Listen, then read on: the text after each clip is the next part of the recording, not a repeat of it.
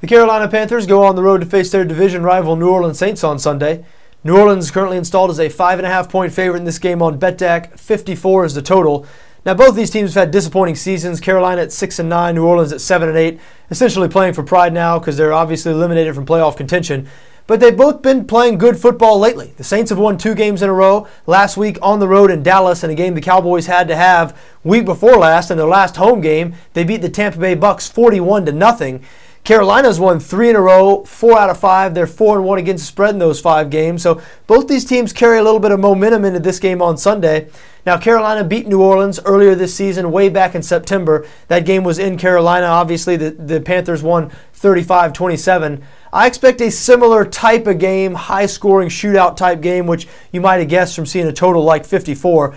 The Saints are involved in a lot of those games. That's because their offense, one of the best in the NFL, 3rd in the league in yards per game, 3rd in points scored, 2nd in pass yards per game. Drew Brees having another great season, averaging 308 pass yards per game. And the Saints have the worst defense in the NFL, at least in terms of yards allowed. They are dead last in yards allowed, 28th in points allowed. So the Saints score 28 points per game, but they allow 27 points per game.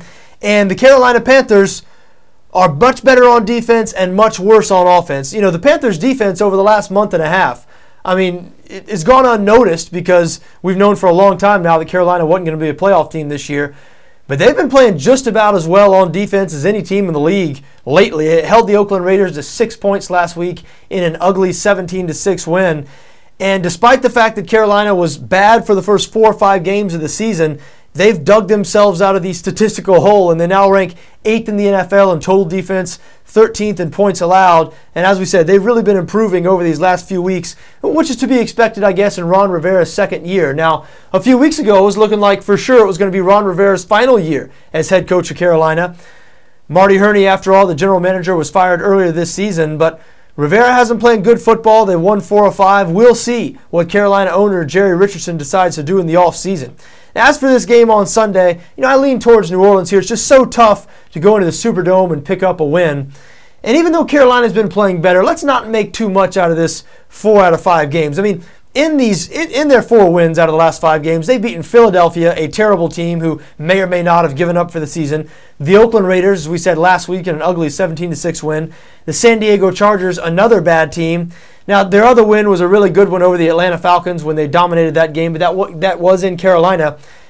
And their only loss in these last 5 games has been to the Kansas City Chiefs, the worst team in the NFL. So, Carolina's been playing better, but let's not go overboard. I don't think they're playing well enough to go into the Superdome and beat the New Orleans Saints as long as the Saints are motivated, and there's no reason to think they won't be.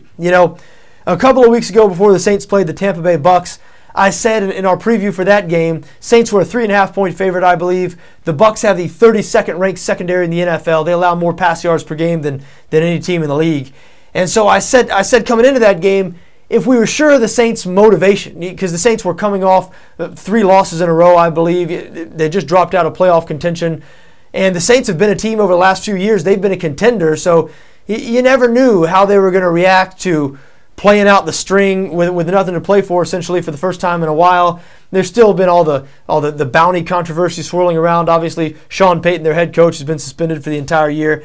And that was still in the news a couple of weeks ago with Paul Tagliabue making his ruling. And so I laid off for the Saints in that game against Tampa, and I regretted it. It was turned out 41-0, a no-brainer. So I got on the Saints last week. They did cover, they did win and cover, but not without some nervous moments. They collapsed in the end and allowed Dallas back in that game, as we said earlier.